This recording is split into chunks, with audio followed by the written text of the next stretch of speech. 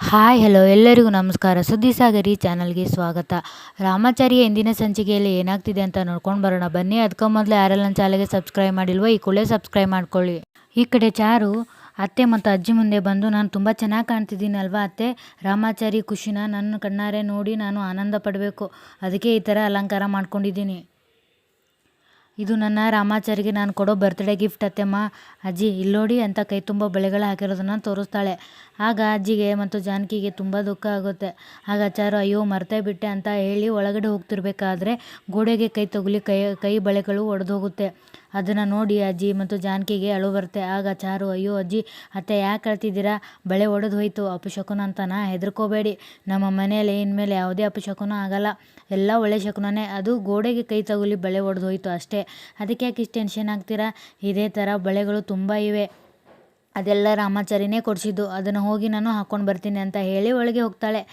ಆಗ ಅಜ್ಜಿ ಜಾನಕಿ ಏನೇ ಇದು ಚಾರುಗೆ ನಿಜ ವಿಷಯ ಗೊತ್ತಾದರೆ ಅವಳ ಗತಿ ಏನು, ನಮಗೆ ಹೇಳೋಕ್ಕೂ ಆಗ್ತಿಲ್ಲ ಬಿಡೋಕ್ಕೂ ಆಗ್ತಿಲ್ಲ, ನಮ್ಮಿಬ್ಬರಿಗೂ ದುಃಖ ನುಂಗೋಕ್ಕೂ ಆಗ್ತಿಲ್ಲ, ಏನು ಮಾಡೋದು ಜಾನಕಿ, ಮುರಾರಿಗೆ ಸ್ವಲ್ಪ ಫೋನ್ ಮಾಡಿ ಏನಾಯಿತು ಯಾಕಾಯಿತು ಹೇಗಾಯಿತು ಅವನು ಹೇಳ್ತಾನೆ, ಜಾನಕಿ ಫೋನ್ ಮಾಡಿ ಅಂತ ಕೇಳ್ತಾಳೆ. ಜಾನಕಿ ಮುರಾರಿಗೆ ಕಾಲ್ ಮಾಡಿ ಮುರಾರಿ ನನ್ನ ಮಗ ರಾಮಾಚಾರಿ ಹೇಗಿದ್ದಾನೋ ಏನಾಯಿತು ಅಂತ ಕೇಳ್ತಾಳೆ. ಆಗ ಮುರಾರಿ ಅಯ್ಯೋ ಏನು ಅಂತ ಹೇಳಿ ಅಮ್ಮ, ನಾನು ಮುನ್ಸ್ಕೊಂಡು ಅವನ ಜೊತೆ ಮಾತಾಡಲಿಲ್ಲ ಅಂದರೆ ಮಾತಾಡು ಮುರಾರಿ ಅಂತ ಹಿಂದೆ ಬಿದ್ದು ಮಾತಾಡ್ಸೋನು, ಆದರೆ ಈಗ ನಾನು ಮಾತಾಡು ರಾಮಾಚಾರಿ ಮಾತಾಡಂದ್ರೂ ಮಾತಾಡದೆ ಸುಮ್ಮನೆ ಮಲಗಿದ್ದಾನಮ್ಮ, ಎಷ್ಟು ಗೋಗರಿದ್ರು ಕಿವಿಗೆ ಹಾಕೋತಿಲ್ಲ, ನಿಶ್ಚಿಂತೆಯಿಂದ ನೆಮ್ಮದಿಯಾಗಿ ಮಲಗಿಬಿಟ್ಟಿದ್ದಾರೆ ಅಮ್ಮ, ನಮ್ಮ ರಾಮಾಚಾರಿನ ಪೋಸ್ಟ್ ಮಾರ್ಟಮ್ ಮಾಡ್ತಾರಂತಮ್ಮ ಅಂತ ಅಳ್ತಾ ತುಂಬ ನೋವಲ್ಲಿ ಹೇಳ್ತಾನೆ. ಆಗ ಜಾನಕಿ ನನ್ನ ಮಗ ರಾಮಾಚಾರಿ ಏನೂ ಆಗಿಲ್ಲ ಅಂತ ಅಳ್ತಾಳೆ. ಆಗ ಮುರಾರಿ ಅಮ್ಮ ಚಾಕು ತೊಗೊಂಡು ಅವನ ದೇಹನ ಕುಯ್ತಾರಮ್ಮ, ಹಾಗೆ ಅಪ್ಪಾಜಿಗೂ ಕಿಟ್ಟಿಗೂ ಫೋನ್ ಮಾಡಿ ಈ ವಿಷಯ ತಿಳಿಸ್ಬಿಡ ಅಂತ ಹೇಳ್ತಾನೆ. ಆಗ ಜಾನಕಿ ಅಯ್ಯೋ ರಾಮಾಚಾರಿ ಅಂತ ತುಂಬ ದುಃಖ ಪಡ್ತಾಳೆ. ಈ ಕಡೆ ಚಾರು ರೂಮಲ್ಲಿ ರಾಮಾಚಾರಿ ಫೋಟೋ ಮುಂದೆ ನಿಂತು, ಮೈ ಡಿಯರ್ ಬರ್ತ್ಡೇ ಬಾಯ್, ನಿನಗೆ ಎಷ್ಟಿರಬೇಡ, ಇವತ್ತು ನಿನ್ನ ಬರ್ತ್ಡೇ ಅಂತ ಗೊತ್ತಿದ್ದೂ ನನ್ನ ಹೇಗೆ ಕಾಯಿಸ್ತಾ ಇದೆಯಾ ಅಲ್ವಾ, ಇದು ಸರಿನಾ, ಆಯಿತು ನೀನು ನನ್ನ ಕೆಲಸಕ್ಕೆ ನನಗೆ ಸಹಾಯ ಆಗಲಿ ಅಂತಲೇ ಹೋಗಿದೆಯಾ ಅಂತ ಗೊತ್ತು, ಆದರೂ ಇಷ್ಟೊಂದು ಲೇಟ್ ಮಾಡೋದಾ, ಈ ಚಾರು ನಿನಗೋಸ್ಕರ ಕಾಯ್ತಿರ್ತಾಳೆ ಅಂತ ನಿನಗೆ ಗೊತ್ತು ಅಲ್ವಾ, ಅದು ಏನೋ ಇವತ್ತು ನಿನ್ನ ಮೇಲೆ ಪ್ರೀತಿ ಉಕ್ಕಿ ಉಕ್ಕಿ ಬರ್ತಿದೆ, ಏನೋ ರಾಮಾಚಾರಿ ನೀ ಇಲ್ಲದೆ ಒಂದು ಕ್ಷಣನೂ ನನಗೆ ಎಷ್ಟು ಕಷ್ಟ ಆಗುತ್ತೆ ಗೊತ್ತಾ, ಎಲ್ಲಿದೆಯಾ ನನ್ನ ರಾಮ, ಬೇಗ ಬಾ ಅಂತ ಹೇಳ್ತಾಳೆ. ಈ ಕಡೆ ಮಾನ್ಯತಾ ರುಕು ಮತ್ತು ಜೇಕೆ ಎಲ್ಲರೂ ಸೇರಿ ಕುಡಿತಾ ಇರ್ತಾರೆ. ಆಗ ರುಕುಗೆ ಕಾಲ್ ಬರುತ್ತೆ, ನನ್ನ ಅತ್ತೆ ಕಾಲ್ ಮಾಡ್ತಿದ್ದಾರೆ ಸುಮ್ಮನೆ ಇರಿ, ಯಾರೋ ಮಾತಾಡಬೇಡಿ ಅಂತ ಕಾಲ್ ರಿಸೀವ್ ಮಾಡಿ ಸ್ಪೀಕರ್ಗೆ ಹಾಕ್ತಾಳೆ.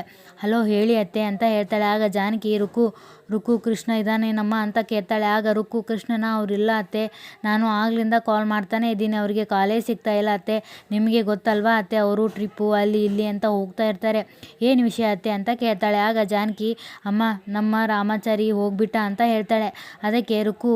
ಅದಕ್ಕೆ ಮಾನ್ಯತೆಗೆ ಮತ್ತು ರುಕ್ಕಿಗೆ ಜೇಕಿಗೆ ತುಂಬ ಖುಷಿಯಾಗುತ್ತೆ. ಆಗ ರುಕ್ಕು ರಾಮಾಚಾರಿ ಬಾವ ಎಲ್ಲಿಗೆ ಹೋಗಿದ್ದಾರೆ ಅತ್ತೆ ಅಂತ ಕೇಳ್ತಾಳೆ. ಆಗ ಜಾನಕಿ ರಾಮಾಚಾರಿ ನಮ್ಮನ್ನೆಲ್ಲ ಬಿಟ್ಟು ಹೋಗ್ಬಿಟ್ಟ, ರಾಮಾಚಾರಿ ಬದುಕಿಲ್ಲ ಸತ್ತೋಗ್ಬಿಟ್ಟ ಅಂತ ಹೇಳ್ತಾಳೆ. ಆಗ ರುಕ್ಕು ಅಯ್ಯೋ ಅತ್ತೆ ಏನು ಹೇಳ್ತಿದ್ದೀರಾ, ಇಂಥ ವಿಷಯದಲ್ಲಿ ಯಾರಾದರೂ ತಮಾಷೆ ಮಾಡ್ತಾರಾ ಅಂತ ಕೇಳ್ತಾಳೆ.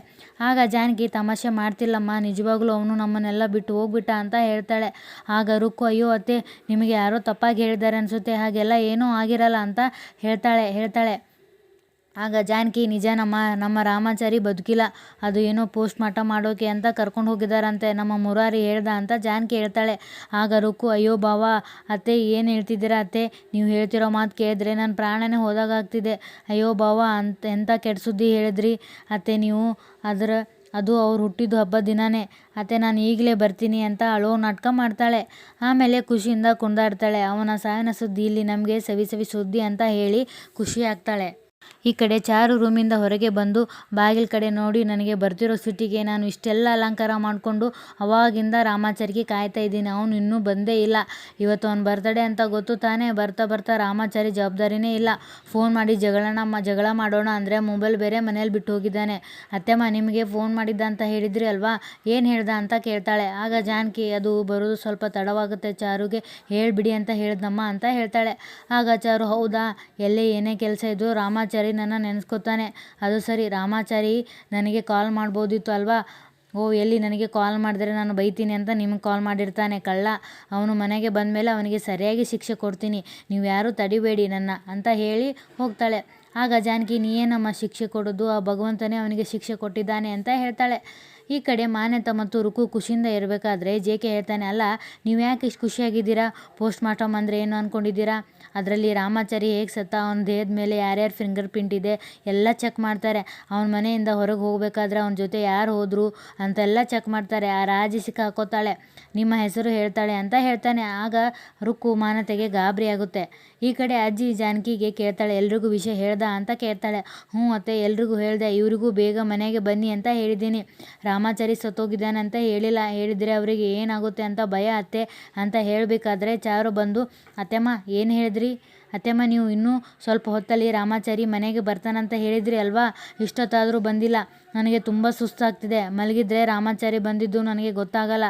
ನನಗೆ ಡಿಸ್ಟರ್ಬ್ ಮಾಡಬಾರ್ದು ಅಂತ ಅವನು ನನ್ನನ್ನು ಎಬ್ಸಲ್ಲ ಅಂತ ಹೇಳ್ತಾಳೆ. ಆಗ ಜಾನಕಿ, ರಾಮಾಚಾರಿ ಬಂದಮೇಲೆ ನಾನೇ ಬಂದು ನಿನ್ನ ಎಬ್ಬಿಸ್ತೀನಿ, ನೀನು ಹೋಗಿ ರೂಮಲ್ಲಿ ಮಲ್ಕೋ ಅಂತ ಕಳಿಸ್ತಾಳೆ. ಈ ಕಡೆ ಮಾನ್ಯತಾ ನವದೀಪ್ಗೆ ಕಾಲ್ ಮಾಡಿ ರಾಮಾಚಾರಿ ಸತ್ತ ಸುದ್ದಿ ಏನೋ ಬಂತು. ರಾಮಾಚಾರಿ ಬಾಡಿನ ಪೋಸ್ಟ್ ಮಾರ್ಟಮ್ ಮಾಡೋಕೆ ತಗೊಂಡು ಹೋಗಿದ್ದಾರಂತೆ. ಅದು ಪೊಲೀಸ್ ಇನ್ವೆಸ್ಟಿಗೇಷನಲ್ಲಿ ನಮ್ಮ ಮೇಲೆ ಯಾವ ಡೌಟು ಬರೋದಿಲ್ಲ ತಾನೇ, ಯಾಕೋ ಭಯ ಆಗ್ತಿದೆ ಅಂತ ಹೇಳ್ತಾಳೆ. ಆಗ ನವದೀಪ್, ಈ ಚಿಂತೆ ಏನೂ ಮಾಡಬೇಡಿ, ಈ ಸೆಕ್ಷನ್ ಬುದ್ಧಿ ಇಲ್ಲದೆ ಯಾವ ಕೆಲಸನೂ ಮಾಡಲ್ಲ. ನಾನು ಹೆಜ್ಜೆ ಇಟ್ಟಲ್ಲಿ ಎಲ್ಲ ನನ್ನ ಹೆಜ್ಜೆ ಗುರುತು ಕಾಣಲ್ಲ ಅಂತ ಹೇಳ್ತಾನೆ. ಆಗ ಮಾನ್ಯತಾ, ಅದು ಎಲ್ಲ ಸರಿ, ಪೊಲೀಸ್ ಬಂದು ನಮ್ಮನ್ನು ವಿಚಾರಿಸಿದ್ರೆ ನಾವು ಏನು ಮಾಡೋದು ಅಂತ ಕೇಳ್ತಾಳೆ. ಆಗ ನವದೀಪ್, ನಾನು ಪೊಲೀಸರನ್ನ, ಆಸ್ಪತ್ರೆ ಡಾಕ್ಟರ್ಸ್ನ ಹಣ ಕೊಟ್ಟು ವಿಚಾರಿಸಿದ್ದೀನಿ. ಮ್ಯಾಟ್ರು ಏನಾಗಿದೆ ಅಂತ ಅವರಿಗೂ ಗೊತ್ತಾಗಲ್ಲ. ನಮ್ಮ ಫೇವರ್ ಆಗಿ ಹೇಳಬೇಕು, ಅದನ್ನೇ ಹೇಳ್ತಾರೆ. ರಾಮಾಚಾರಿಗೆ ಆಕ್ಸಿಡೆಂಟ್ ಆಗಿದೆ ಅಂತ ಹೇಳ್ತಾರೆ. ಡೋಂಟ್ ವರಿ, ನೀವು ಚಿಲ್ ಮಾಡಿ ಅಂತ ಹೇಳ್ತಾನೆ. ಆಗ ಮಾನ್ಯತಾ ಸರಿ ಅಂತ ಕಾಲ್ ಕಟ್ ಮಾಡ್ತಾಳೆ. ನವದೀಪ್ ಎಲ್ಲ ನೋಡ್ಕೋತಾನೆ, ಡೋಂಟ್ ವರಿ ಅಂತ ಹೇಳ್ತಾಳೆ. ಆಗ ರುಕ್ಕುಗೂ ಸ್ವಲ್ಪ ಸಮಾಧಾನ ಆಗುತ್ತೆ.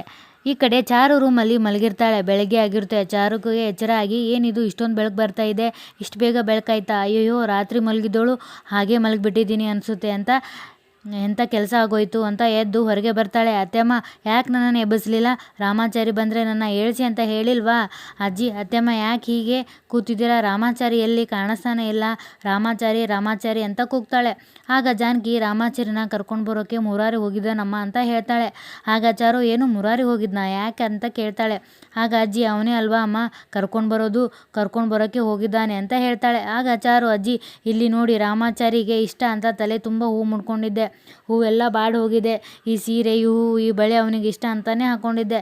ರಾಮಾಚಾರಿ ಇದೇ ಬರ್ತ್ಡೇ ಸರ್ಪ್ರೈಸ್ ಅಂತ ರೆಡಿಯಾಗಿದ್ದೆ, ಆದರೆ ಅವನು ನೋಡಲೇ ಇಲ್ಲ ಅಂತ ಚಾರು ಹೇಳ್ತಾಳೆ. ಇಲ್ಲಿಗೆ ಸಂಚಿಕೆ ಮುಕ್ತಾಯ ಆಗ್ತದೆ. ಈ ಸಂಚಿಕೆ ನಿಮಗೆ ಇಷ್ಟ ಆದರೆ ದಯವಿಟ್ಟು ಒಂದು ಲೈಕ್ ಕೊಡಿ. ಧನ್ಯವಾದಗಳು.